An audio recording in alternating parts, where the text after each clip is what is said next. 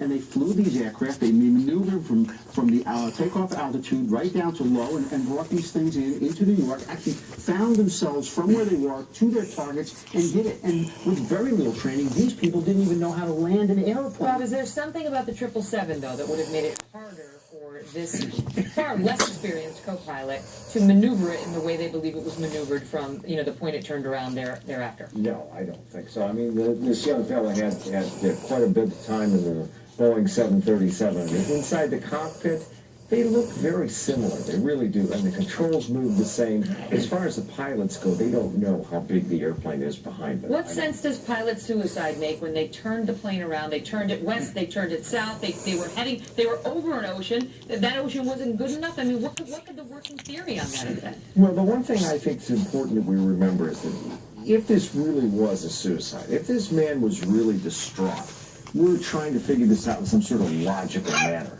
And people that take their own lives are not thinking real logically. So that may be why some of this doesn't seem to make any sense. But they're not going to take an airplane far from there. They would have crashed it right on takeoff if they wanted to make their... That's how it sounds, and yet we don't know. I mean, nothing about the case makes sense. Governor, let me ask you, as an investigative matter, how are they possibly going to get to the bottom of this? Last night on the program, we had Dr. Michael Bodden, a forensic pathologist, who was talking about if they can find the wreckage and the remains, there may be clues there. But short of that, how do you start?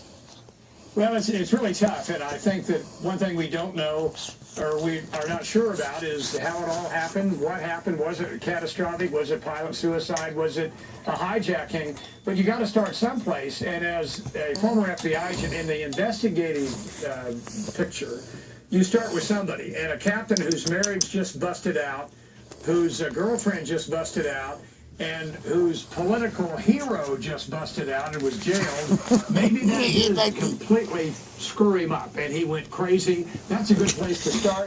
But think about it, the captain is is half the...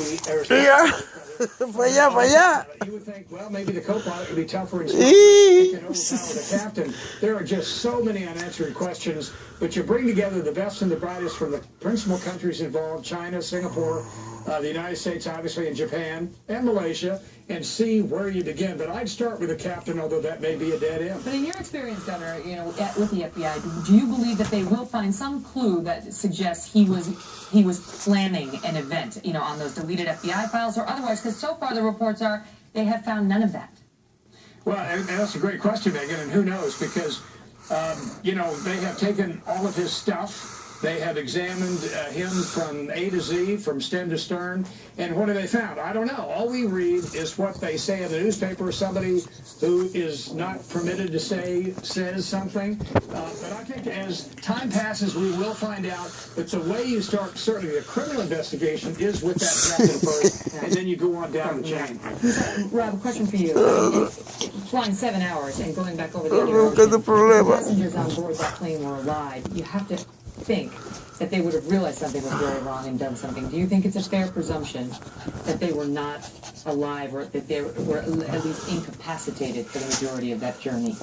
Well, I think it's a possibility, because what we have to realize is that most of this flight took place in the dark. And there was only a small amount of daylight left before the airplane ran out of fuel. So it's possible that most of the passengers could have just been asleep and been completely unaware of what was even going on. Last question. Do you believe the 122 items in the sea now is the most promising lead yet, as some have described it, for debris? If by promising you mean only lead left, yes, I think it is, but we have to check it out. But if it's like everything else and it's unfounded, this is going to be a disaster for the families, add to frustration and anger. There's a lot of debris in the ocean, a lot of debris, and you can't make any assumptions about it. Gentlemen, thank you all so much. Thank you. Governor, thank you as well. Coming up, Dr. Vivek Murthy was supposed to be our next Surgeon General, but the NRA has led a fierce fight to stop that, and the gun group joins us next. And a heated hearing today on the IRS scandal with new questions tonight about the role of the administration and whether the IRS is hiding something. Wait until you hear the latest.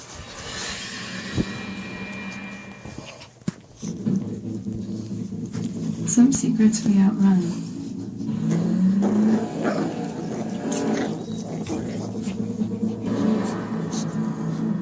And some we run with.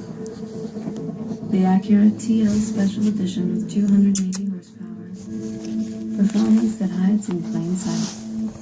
Visit your local Acura dealer for expected offers on the TL.